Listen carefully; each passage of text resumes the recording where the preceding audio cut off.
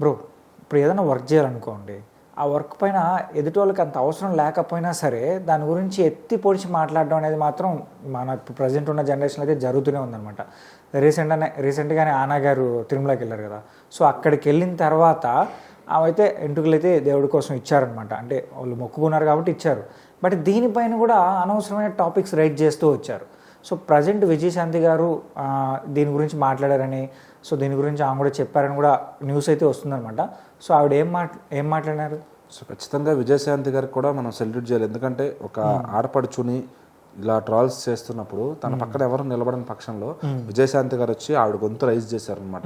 అసలు అన్నాల అజినవ్ గారు చేసిన తప్పేంటి? ఆవిడ వచ్చారు, వాళ్ళ కొడుక్కి బాగోకపోతే తను మొక్కుకున్నారు, ఇట్లా తగ్గితే చేస్తానని. అది పవన్ కళ్యాణ్ గారు మొక్క అయి ఉండొచ్చు, ఆవిడే మొక్కుకుని ఉండొచ్చు, అట్లా పవన్ కళ్యాణ్ గారు చెప్పు ఉండొచ్చు. సో ఇట్లా చేస్తే తగ్గుద్ది, మొక్కుకో దేవుడికి అని చెప్పి. సో నిజంగా హెల్త్ రికవరీ అయిన తర్వాత ఆవిడ వచ్చి ఈ తిరుమలలో డిక్లరేషన్ ఇచ్చి, అంటే నేను ఈ సనాతన ధర్మాన్ని గౌరవిస్తున్నా డిక్లరేషన్ ఇచ్చాకే ఆవిడ వెళ్ళి తలనీలాలు ఇచ్చి, ఆ రోజు అన్నప్రసాదంకి డబ్బులు ఇచ్చి అక్కడ ఆవిడ వడ్డించి ఆవిడ కూడా తినారన్నమాట అక్కడ జనంతో పాటు. సో అది అసలు ఆవిడ డే షెడ్యూల్ అట్లాంటివి ఉండవు. అంటే ఆవిడ అసలు చేయాల్సిన అవసరమే లేదు. సో ఏదో నమ్మకం కలిగించారు కాబట్టి నిజంగా తగ్గిందని ఆవిడ నమ్మారేమో, తగ్గింది మా అబ్బాయికి అని చెప్పి వచ్చి చేశారు మనస్ఫూర్తిగా. సో ఆవిడకి ఇష్టం లేకుండా అయితే ఏం చేయలేదు కదా, మనస్ఫూర్తిగానే చేశారు ప్రతిదీ. సో అదంతా కూడా మనకు క్లియర్ అవుతుంది. ఆవిడ ఫేస్లో ఏమీ ఎక్కడ ఇష్టం లేనట్టుగా మనం చూసాం. అంతకుముందు ప్రభుత్వంలో జగన్ గారి సతీమణి ప్రసాదాన్ని టిష్యూ పేపర్లో పెట్టి మరి పక్కన పెట్టడం చూసాం. సో తీర్థం ఇస్తే నెత్తి మీద పోసుకోవడం, అంటే తాగాలి, ఫస్ట్ తాగిన తర్వాత చేయి తుడుచుకోవడానికి నెత్తికి రాసుకుంటారు. అంటే అది ఇట్లా అనుకుంటామే తప్ప అది తడిపోవడానికి ఆవిడ డైరెక్ట్ నెత్తి మీద పోసుకున్న రోజులు చూసాం మనం. సో ఇదేంటంటే ఈవిడ అసలు ఏమి ఈవిడ పక్క దేశస్తురాలైనా కూడా ఇట్లా చేశారు. సో మన మతాన్ని గౌరవించారనే దానికి అసలు మన మతం వాళ్ళు ఇంకా సెల్యూట్ కొట్టాలి, సత్కరించాల్సింది పోయి. సో ఆమెని ఏంటంటే ఇంకా ట్రాల్స్ చేస్తున్నారు.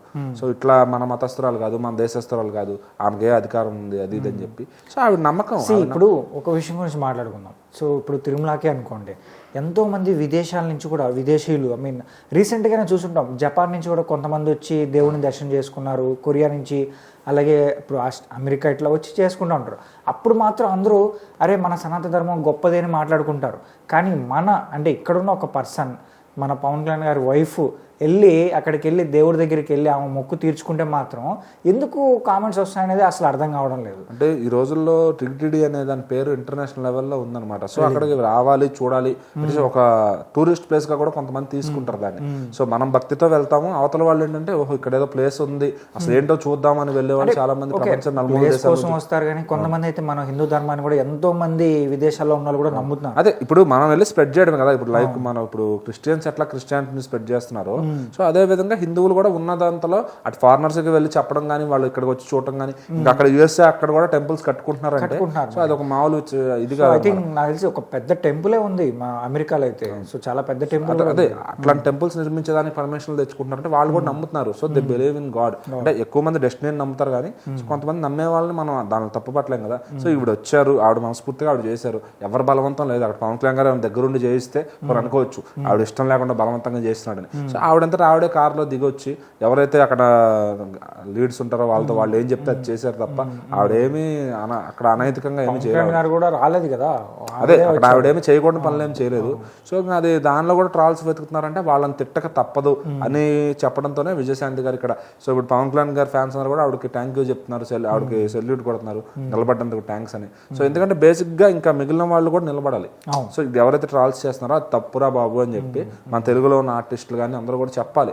ఆవిడ ఏం చేసింది, ఆవిడ చేసింది కరెక్టే కదా, తప్పేమైనా చేసిందా, తన కొడుకు కోసం తల్లి ప్రేమ ముందు ఇందులో ప్రపంచంలో ఏదైనా ఇదే అని చెప్పి మనం చాలా ఇది చూస్తూ ఉంటాం.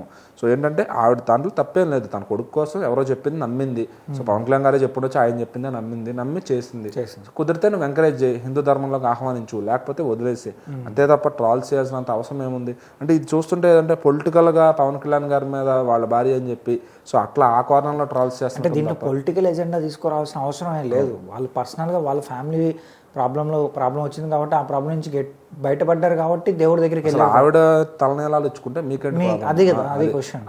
అది పొలిటికల్ గా వచ్చి మీరు ఎవడో డబ్బులు ఇచ్చి పేజ్ నడిపిస్తున్నట్టుగా రాస్తారు అనమాట. సో ఇంకా అలాంటి వాళ్ళని మరి పోలీసులు అది మీరు అన్నట్టు గట్టిగా ఏదైనా యాక్షన్ తీసుకుంటే తప్ప ఇవైతే ఆగవు. విజయశాంతి గారు కూడా పొజిషన్ లో ఉన్నారు కాబట్టి ఆవిడ కొంచెం రేవంత్ రెడ్డి గారితో మాట్లాడి తెలంగాణ వాళ్ళైతే కనుక ఖచ్చితంగా అట్లాంటి వాళ్ళ పైన ఎవరైతే సైబరాబాద్ తో వాళ్ళ క్రైమ్ వాళ్ళతో మాట్లాడి సో వాళ్ళతో ఆ యాక్షన్ తీసుకుంటే తప్ప మార్పు రాదనమాట. సరే చూద్దాం ఏమవుతుంది.